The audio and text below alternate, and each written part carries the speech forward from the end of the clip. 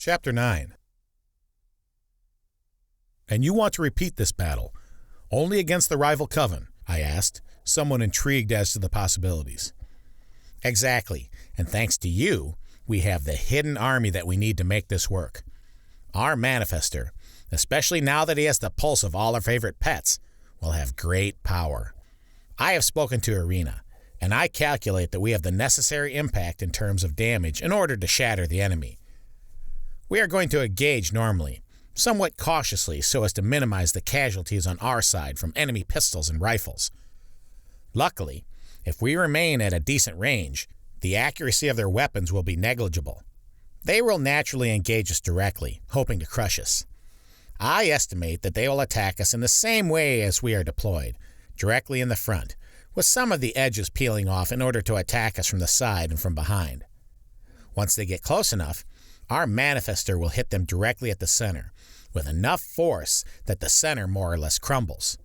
Our fighting sisters and the manifester will then start to make their way towards the center, while engaging either of the enemy army wings. If we do this correctly, the center will crumble, as will the morale of the rest of the enemy soldiers. Once their morale is gone, which would only be moments after the manifester engages the center and then begins to focus on the wings, our soldiers will open fire with their rifles and pistols. The combination should shatter them, especially if they came into battle expecting an easy victory against an opponent who has never before in living memory attacked them directly, finished the sister who had created the wildcard plan. Chances of success? Asked the matriarch. My opinion, around 80%, replied the sister. I can live with 80%. What say everyone else? Asked the matriarch. I glanced around the room, and one by one the sisters agreed. Most crucially, the warrior sisters that would be accompanying me in battle agreed with the plan. Some even commented that they were looking forward to seeing the plan implemented on the field. Morale was high in our coven. To war then, ordered the matriarch, and we all left the room. The next few days were filled with labor and toil. Getting the soldiers ready, making sure that all the weapons and armor that the soldiers used was available, and briefing them on general strategy, those tasks occupied our days. We did not disclose much, only that we will be attacking a rival coven, and that they should prepare themselves as best they can. The fact that we had a manifester in our ranks, however, was revealed to the soldiers. The chance of some infiltrator getting wind of it and making their way back to the rival coven was deemed to be minuscule, while the benefits towards the morale of our soldiers was too high to pass up. "Machine cleaner," yelled out a familiar voice. I turned around and saw that it was a soldier that was sent in to negotiate with us, the moment that my wingman and I found the mock slum as we escaped the pulse vault. "What a surprise," I said, walking over to the approaching soldier and shaking his hand when I got in range. "Indeed, although it is interesting that you are alone," replied the soldier. "My friend was tapped by the entities that we serve," I replied with a smile. "You mean that I serve? A manifester tends to become one with the vampires. I will likely have to address you as Lord soon," said the soldier, knowing of my ability as a manifester. "For now, you can rest easy. I am no lord," I replied. "I take it your friend did not make a good impression with our masters?" asked the soldier. "That is correct. As we walked deeper into that tunnel in order to find out what our test was, he drew a pistol and said he was going to wound me and then extract all of my pulse. I tried to calm him down and said that he was being foolish. After all, how was he going to get the pulse out of my system? Until I saw that he had a pulse injector," I replied. "Typical," replied the soldier. "Perhaps, but luckily for me, I was saved by one of the entities that you mentioned. The bastard only lasted a few seconds before he was face down on that disgusting tunnel floor, dead," I finished. "He deserved it. No doubt he failed whatever test our Lord had for him," added the soldier. "He did. Apparently I passed that test, and had several others that I needed to do. I passed those all, and then they discovered that I could manifest," I said to the soldier. "Fortune has favored you, Lord," said the soldier with respect. "Indeed. Now to the matter at hand. We have a battle to prepare for," I said to the soldier.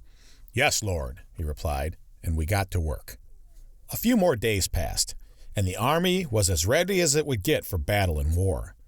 The soldiers were all armed with rifles and pistols. Days of work had to be expended in order to get the surplus stock operational. Even so, the weapons were somewhat crude and inaccurate, which meant that the wildcard plan had to be flawless, or else our coven would surely be destroyed. Morale, however, thanks to the revelation that we have a manifester at our side, was astonishing. From conversations with some of the soldiers, who did not know of my identity, I discovered why the manifester was such a strong stimulant for the morale among the army.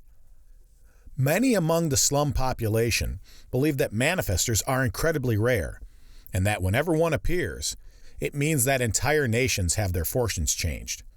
The manifester for these refugees and descendants of the company nations is intertwined with legend.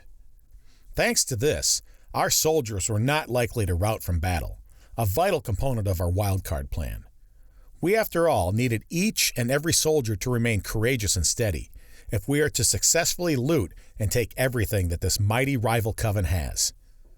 The sisters, alongside the army commanders, have selected a decent array of women to serve as additional transport for any loot that we recover. In addition, the sisters had widely selected the most attractive and youthful of the bunch. While this decision normally has immense risks, namely the fact that youthful women among the slums are key to the production of more harvestable livestock and soldiers, the fact that our coven is surely to be destroyed if we lose this battle means that such risks are irrelevant. After all, if we lose, it will not matter if the women survive, since the coven will easily fall. And the benefits, namely the increased morale among the men, a result of the innate masculine desire to impress women, and the male desire to protect said women, are incredibly beneficial. Our army will not rout until it is all but destroyed. Another day had passed, and the army was eager for battle, especially after they are informed that the best of the slum women will be accompanying them in order to assist in the recovery of loot. We had one last meeting among the coven before the battle. "Hit the center, then the apparent weakest wing," said a sister. "Agreed," I said to the sister. "I can live with an 80% chance of victory. Besides, their soldiers are soft and juicy anyways," said another sister with a smile. She was our most experienced warrior. "I'm sure that you'll be able to get quite the snack as you run through their lines. Just do not get shot, sister.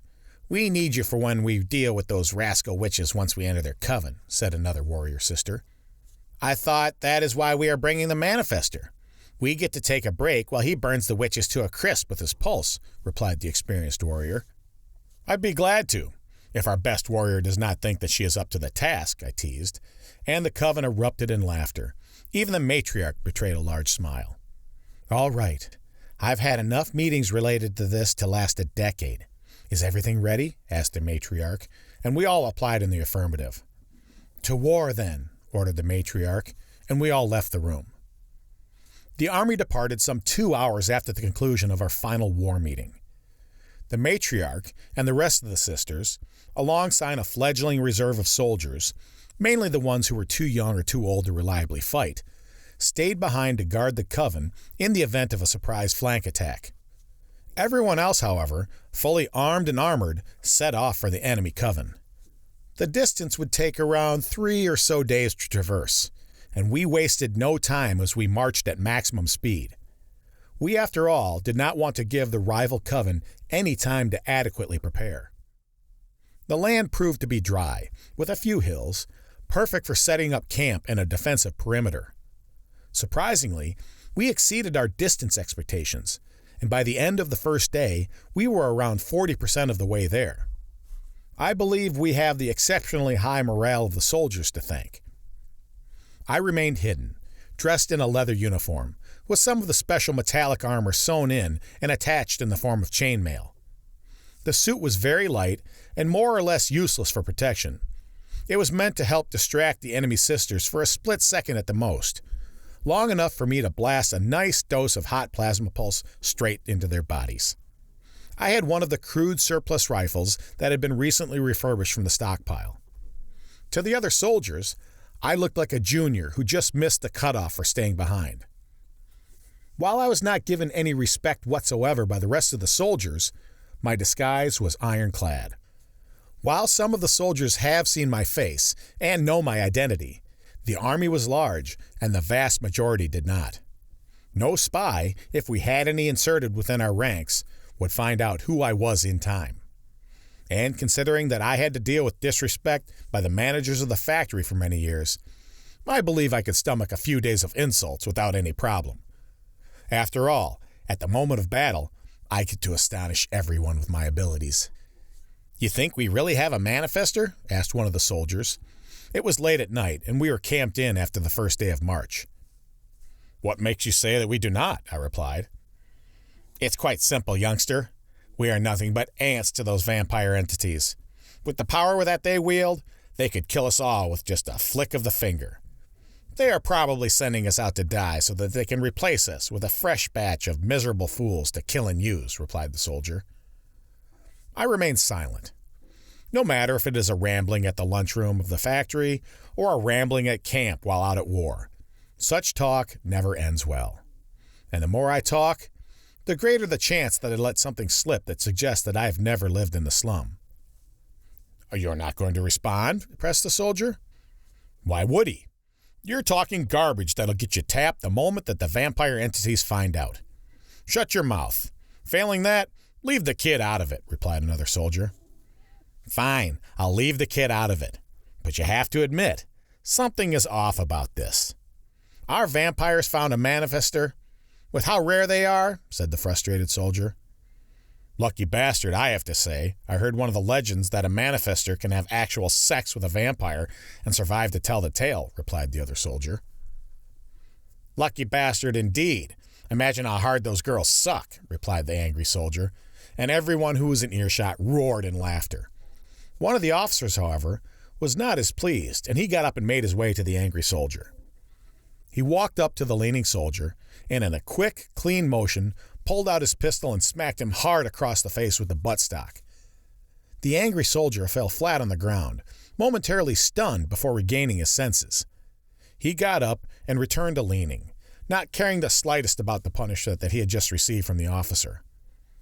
"If I hear another word from you, I'll shoot you myself, you hear?" roared the officer.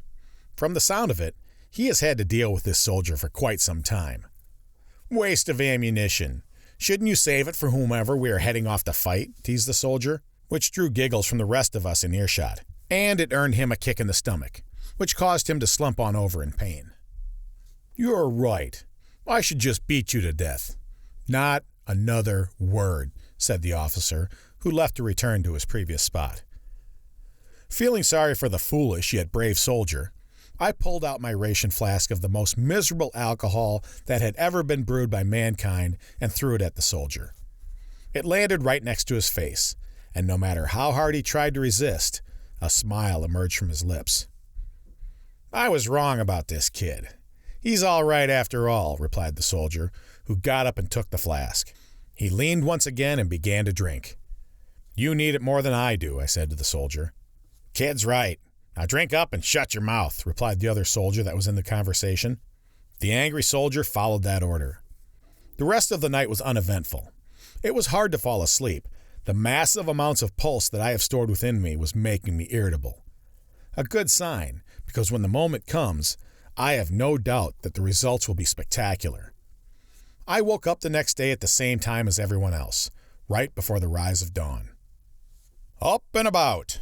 We have a march today, and a battle tomorrow if we are lucky," yelled out our officers, their booming voices awakening us quickly from our respective slumbers. By the end of the hour, we are in formation, our camp packed up and loaded onto wagons, and marching off towards the direction of the coven. Morale was high, but word was spreading fast. The soldiers, one by one, began to find out the respective enemy that we are fighting against. "I can't believe it. The coven that has forced us time and time again to hide for weeks at a time. That is our target?" said one of the soldiers near me out loud, as news about the discovery reached our respective positions in the army. "Our lords aren't stupid. If the vampire entities think they can defeat their rival vampires, then who are we to question them?" replied another soldier. "That is all well and good, but you have to admit that they are being somewhat bold. We have a manifester, but to take on the most powerful coven in the region, it's quite the jump." It is what was likely a mirror example of what was going on all across the Army at this point. One of the local officers made their way towards us and began to educate us on the error of our ways. "I'm hearing that some of you are having second thoughts," said the officer. I glanced at his face and saw that he was the very same officer from last night. "Not at all. Some of the soldiers here are just astonished that we are going to be facing the same army that had forced us to defend so many times before," I said, in order to deflect some of the heat away from the other soldiers.